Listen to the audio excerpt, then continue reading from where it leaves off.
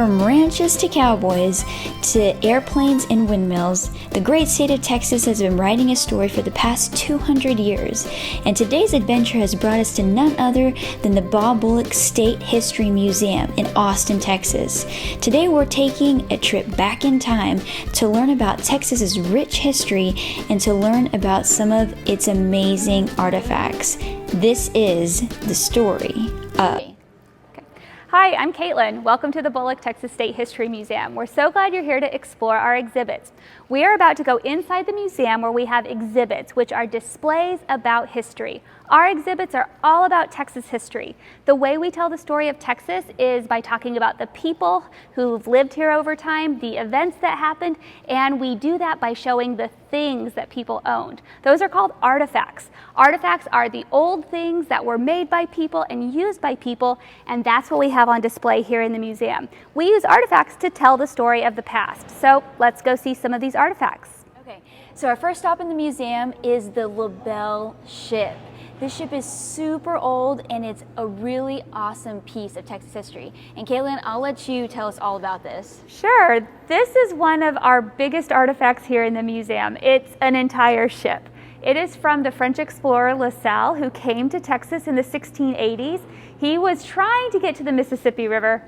He got lost, he messed up, and he ended up here in Texas instead. We have his ship here on display. It was excavated or dug up out of Matagorda Bay in the Gulf of Mexico, and we have a lot of his cargo items, trade items, and the items that belong to the sailors from the ship. Let's go see what else we can find. So Caitlin, I see this very beautiful lady over here. Can you tell us a little bit about her history? Sure, this is the Goddess of Liberty statue, and this is a statue that was originally put on top of the Texas State Capitol in the 1880s.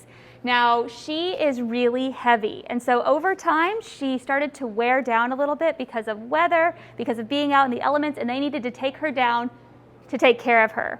Now, the idea of putting a super heavy statue back on top of the Capitol, it was a really daunting prospect. So what's up there now is actually a copy of the original. The original is made out of zinc. She's very heavy. Oh, wow. She was kind of damaged from wear and tear. They made an exact copy of her out of aluminum, which is much lighter. And so if you go to the Texas State Capitol today, that's what you'll see on top. So be sure to look up next time you're by that building. And then if you want to see the original, come over to our museum.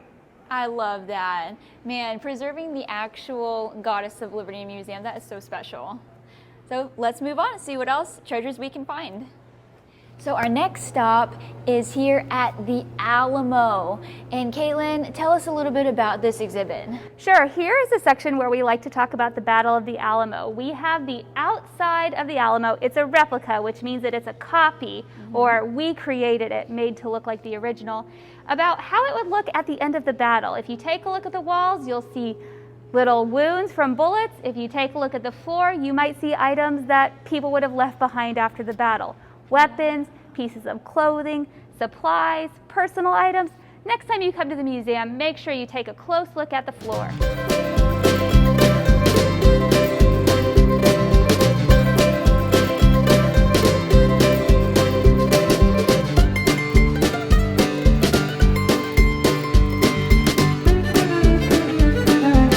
So one of our tour stops, we have stopped here at this historic airplane. Now, Caitlin, I love airplanes, so can you fill us in on this particular plane? Sure, this is an airplane called the AT-6, and it has the nickname of the Texan because a lot of these were flown in Texas leading up to World War II.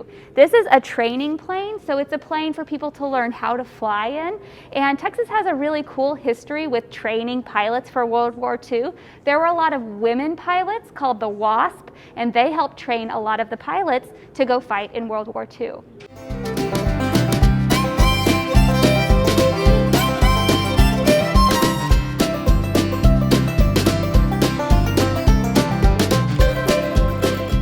Here we have a control panel from the Johnson Space Center where one of the mission control stations was in the 1960s.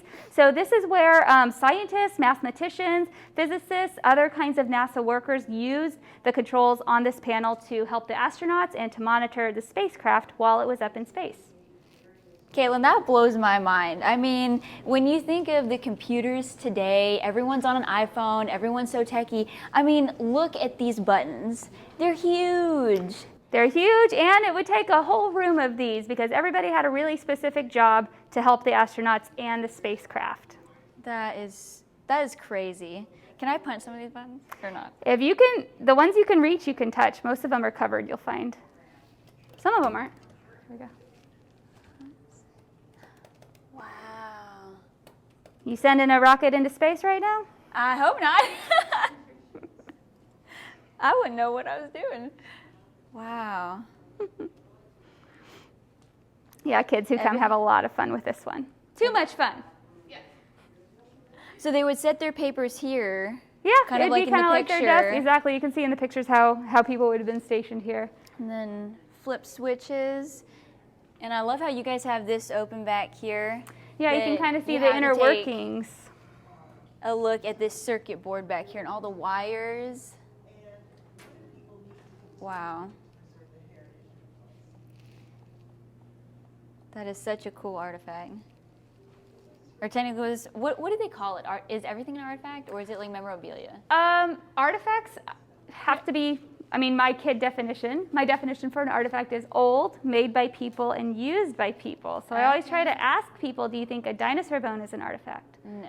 No, it wasn't made by people, wasn't used by people. It is really old, but here at People History Museums, we usually focus on tools and items made by people. You'll find other types of specimens at natural history museums, for instance. Yes. But here at People Museums, we're usually all about people tools, and those are the artifacts that we use to tell the story of the past. Oh, I'm glad that I used the right word then.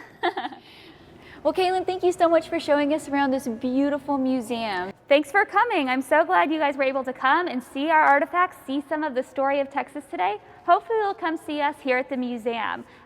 Visit thestoryoftexas.com to plan your visit, and you can come see some of these artifacts for yourself. There's lots to see and explore here. Thanks so much for joining us for this Book Day episode, and be sure to stay tuned for all our upcoming explorations. We'll see you next time.